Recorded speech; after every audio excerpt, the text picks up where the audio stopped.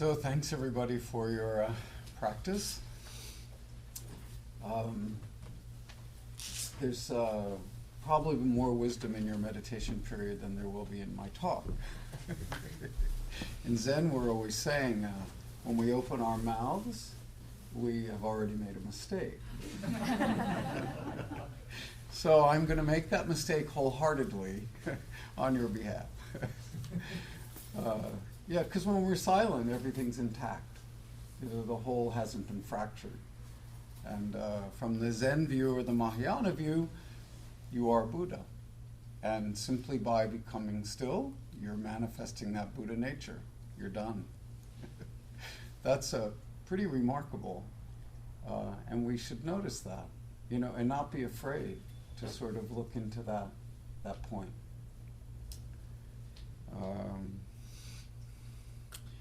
A lot of things have changed for me since I've been practicing. I had a lot of misunderstandings about the path I was on, a lot of misunderstandings about the Buddha's teaching, and I carried all of that ignorance into my practice.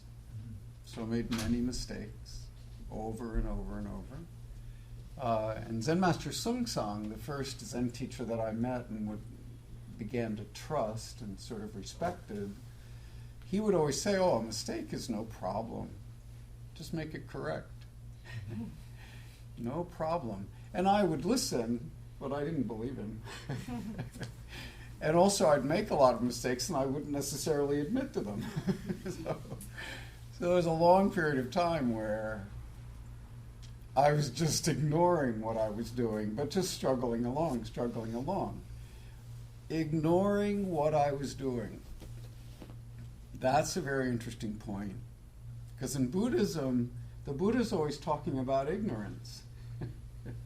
Well, ignorance is ignoring what's really going on. It's an incredibly simple point. And I, especially, but many of us will have a very complicated idea of elaborate thinking mechanisms and structures and templates and all of that. But the Buddha keeps reminding us, just pay attention to what's going on. And then you will find the way out of suffering. If we're not experiencing suffering, we're probably okay. Then we might notice other people suffering if we're not preoccupied with our own. So then we can ask, how can we help that other person? If they're thirsty, we give them water, pretty simple. If they're hungry, we give them food, pretty simple. If they ask for money, we might begin to check. What are they going to do with it? Then not so simple anymore, because our thinking gets engaged. But that impulse, that natural impulse to help each other, that's our true nature. That's rooted in a fundamental awareness that other essential nature and our essential nature are not separate or different. Our relative nature is entirely different. All that conditioning, the family that raised me and the family that raised you, those are entirely different. All that conditioning is completely different for each person. In Zen, we call that our after-thinking mind. That's the mind that has all those memories, all those likes and dislikes, all those habits, good ones, bad ones, valuable ones, self-sabotaging, all of that. That's all after-thinking. And then our teachers, and my job is to talk about our before-thinking mind, which is bare awareness. Simply that. Bare awareness. And that's essential, fundamental, and everyone's is the same.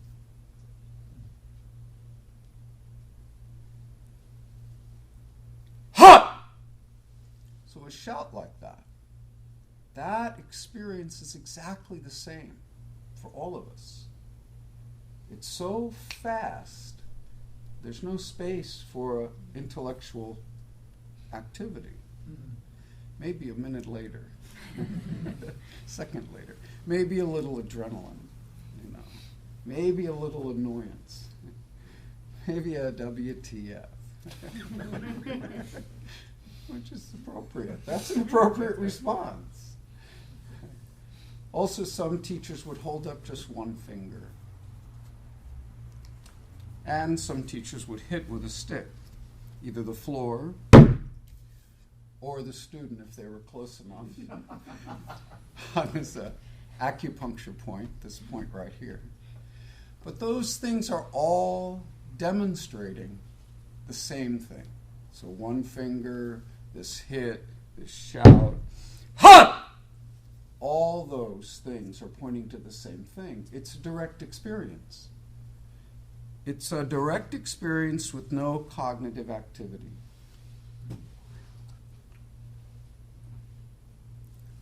So what's the point? If we find that, we can begin to become clear. Can we stay there? No. Even the Buddha doesn't stay there. Even all of the Zen masters before me, all of the Buddhist teachers before me, all of the enlightened creatures, people that have brought this tradition to us now into 2014, none of them can stay there. Some of them were incredibly, incredibly bright lights, enormous beacons over thousands of years. Jesus Christ, the Buddha, Zhuangzi, Socrates, Lao Tzu, just to name a few. Then there's some we haven't heard of. But these lights were so bright, and these minds were so wide and so enlightened that they fundamentally changed the course of history in many different places. So what's our job? We also have a light. You all have this light. I can see it in every one of you. It is unquestionable. It is your awareness and your attention. And that's the thing I'm grateful for and I respect. It's that simple. That simple. Many traditions, Judeo-Christian tradition, which I was in for 27 years before they threw me out for being gay. Islamic tradition, Hindu tradition, Buddhist tradition, yoga tradition, the Vedic tradition. Wisdom's everywhere. It's coming out of our ears. Human beings, they have a lot of wisdom. They have a lot of suffering, and that suffering compelled them to try and attain what's going on. Why are we suffering? And they came up with a lot of good answers. So it's simply a matter of discovering the one that resonates for us and applying it, practicing it. And trusting ourselves, trusting our own intuition, trusting our own thinking, trusting our thinking, and being willing to experiment, which takes a fair amount of heart. Well, what's the point of a teacher? That's a very good question. It's an important question. And I'll ask a few questions, and the answer to these questions are sort of yes/no. So, do we believe everything a teacher says? Yes/no. Even the Buddha made that point. He said, don't listen to something I've said because I've said it. The Buddha said, don't listen to something I've taught because everybody else is following it. Look inside yourself and see if it's true. Experiment and see if it's true. Are teachers perfect? Yes/no. Even the Buddha was not perfect. If you get into the Pali Canon and you read some of the stories, he made mistakes. He changed his mind. He had points of view, and then he adjusted them. He would get confused and have to practice to stop being confused. This is an enormous amount of teaching for us.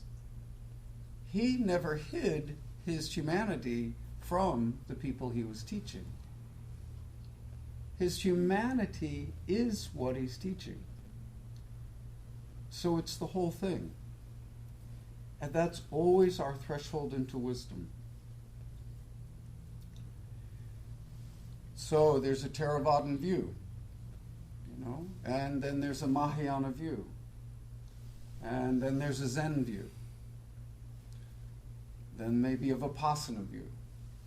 So even in this tradition, even if we're just working with this one brilliant, brilliant light from 2,500 years ago, the Buddha, many, many discussions and points of view. They're all valuable. There's always a diversity of thought. Always. We've always had it. That's our after-thinking mind.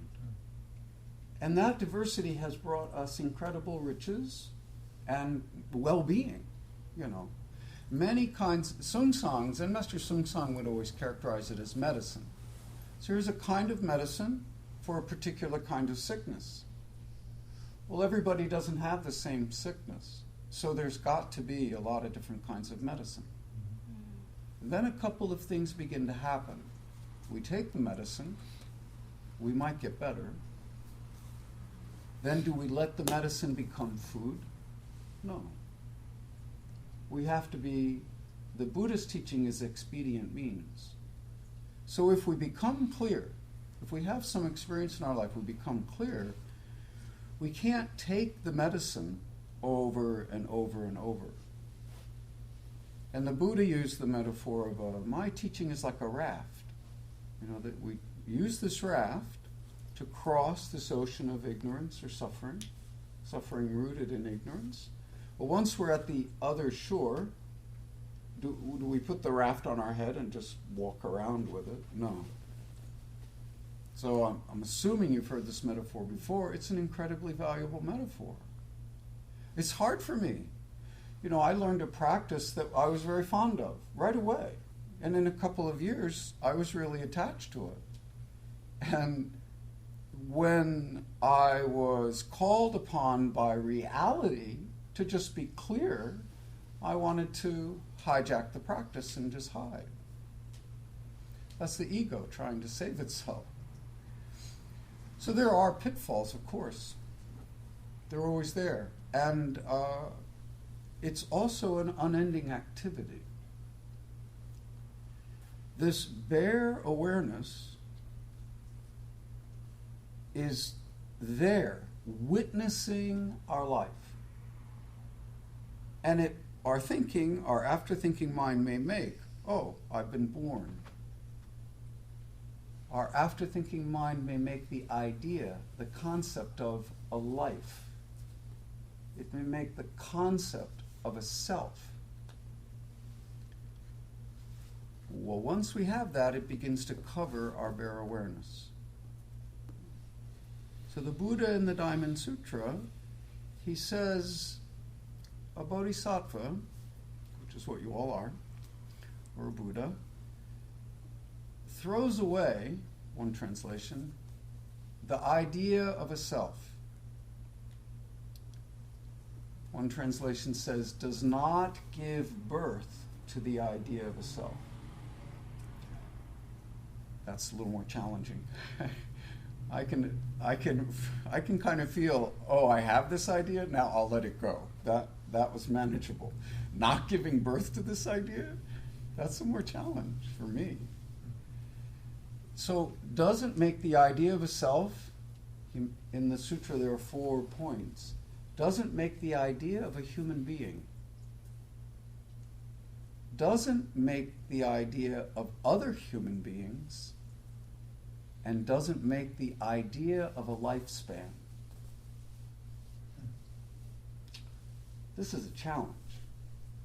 at first glance. The first time I read this, it seemed kind of crazy. How can someone have this view? The Buddha and many teachers are suggesting that this is a middle road. Now, if we take this idea of being, like existence, if we take existence or being, the Buddha is suggesting that's an extreme. That this thing is fixed, a total, continuous entity, never changing. The Buddha is suggesting that's an inaccurate view. This is a thing that's in a constant state of change. That change may be slow, may be fast, but it's always changing. So to say that it's a fixed entity that is in a constant state of being is a mischaracterization, is a misunderstanding of the nature of reality. Then he says, if we say this doesn't exist, annihilation, not actually here, he says that's not true. There's something here. There's also something here. So he's saying something not there is this extreme. That's the annihilation view. Something there that's permanent and unchanging is another extreme. And the Buddha is suggesting we stay in the middle. Our habit may be to attach to the idea of a self, or our habit, depending on our conditioning and how we've been raised and how badly we've been treated, we might attach to the idea of no self. Despair, depression, anorexia. We probably know some people like that if we've lived 30 or 40 years. They're attached to not being. They would rather not be. They have an emotional, intellectual persuasion like that. That's also a mistake. The Buddha is suggesting stay in the middle. Stay in the middle, that's wisdom.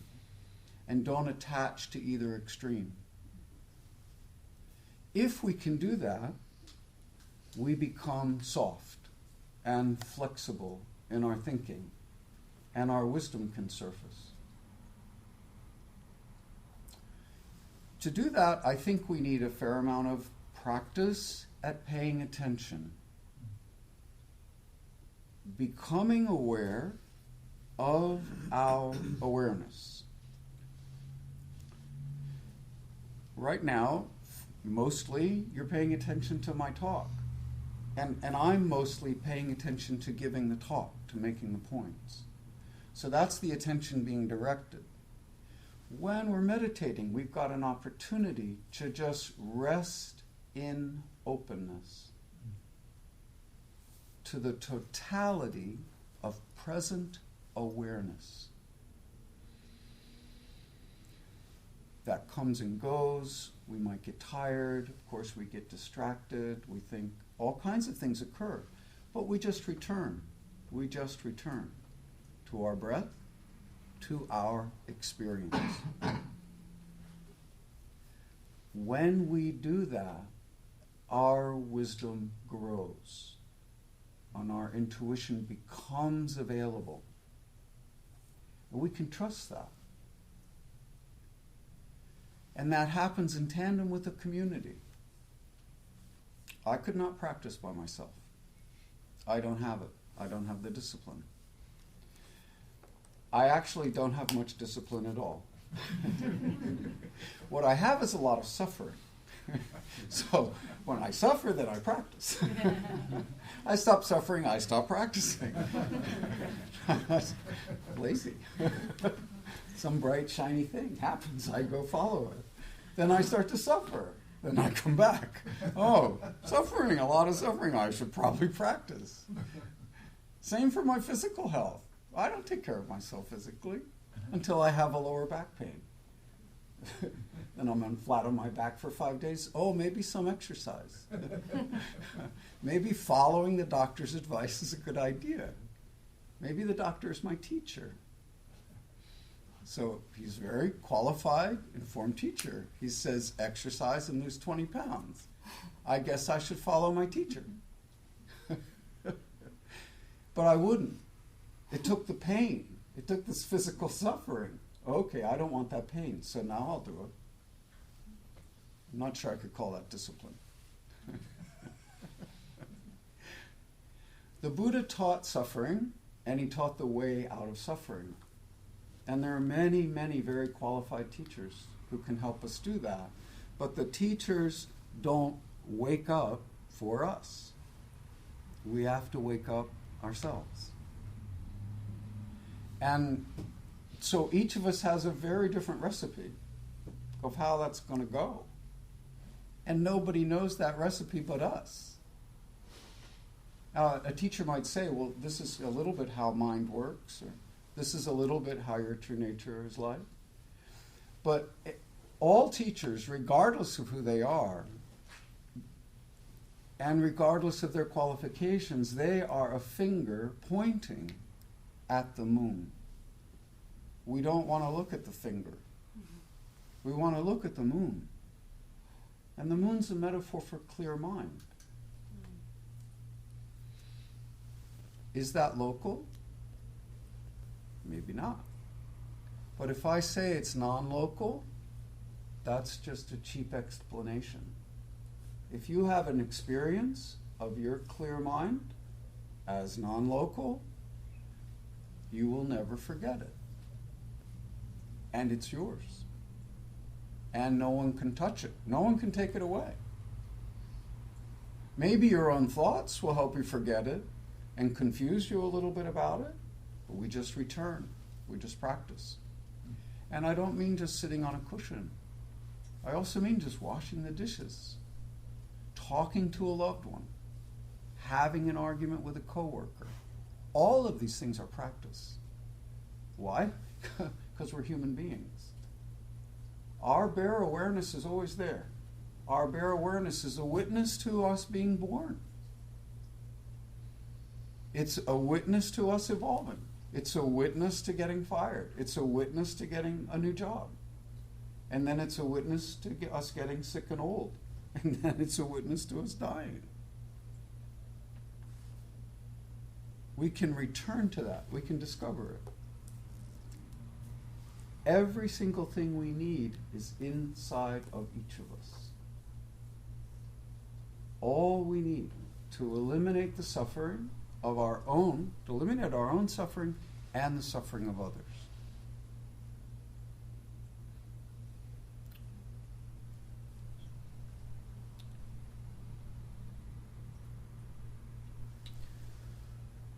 So we accomplish this with a Sangha helping us.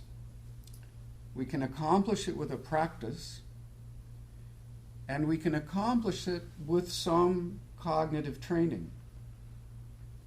Some willingness to take this apparatus, this incredibly high-class computer that every single person has, and getting to know it. Getting to know how it works. Getting to know how yours works. And how you can use it.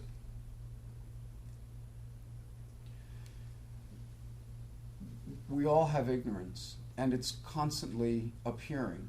It's constantly appearing, and the state of being a human being is a flawed state. And the flaws are actually very wonderful because they are always the threshold to the insight. The flaw is the threshold to the insight. A teaching like the Buddha's teaching or the teachings of Jesus Christ, those are a concept or an idea. So let's take the Buddha's teaching on impermanence.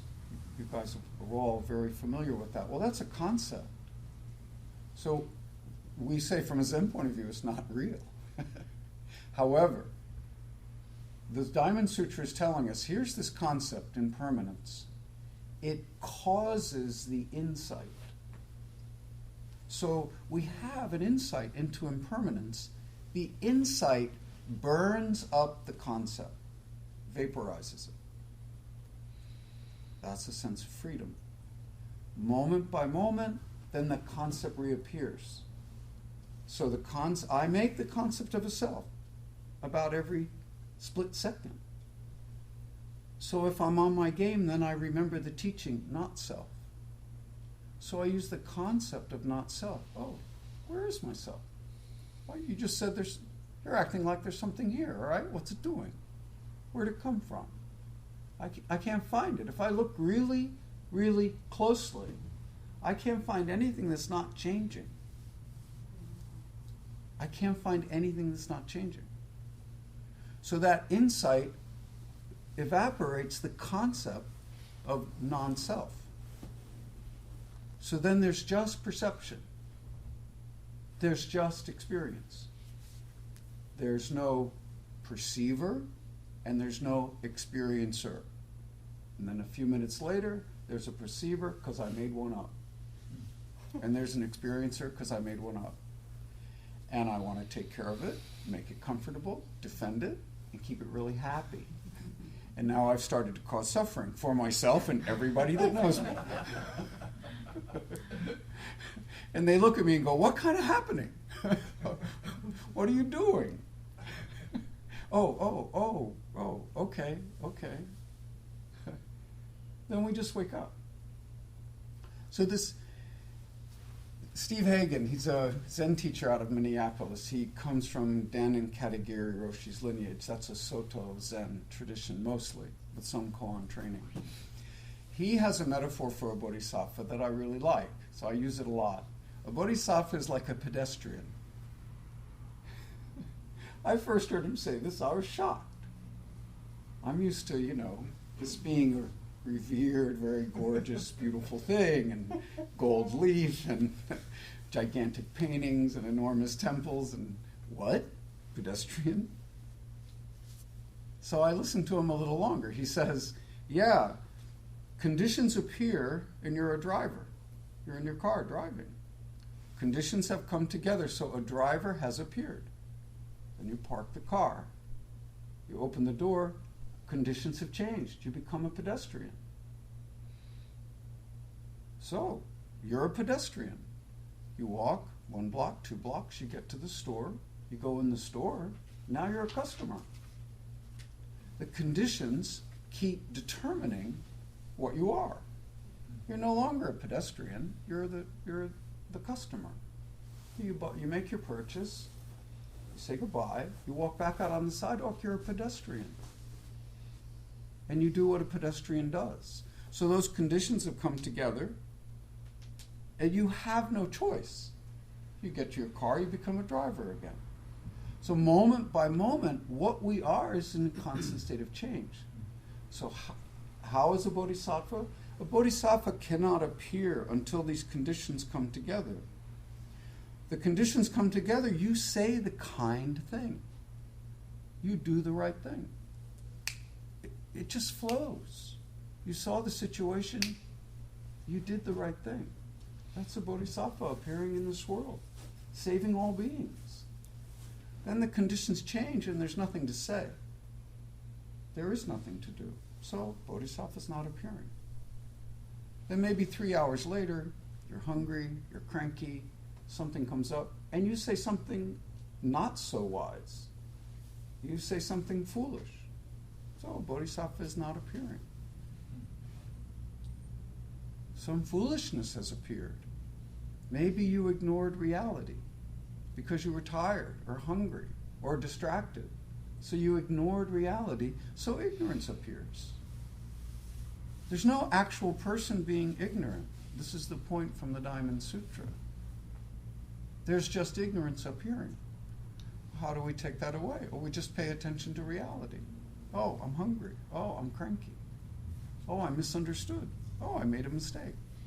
Sung Sung, make a mistake, no problem. You just make it correct.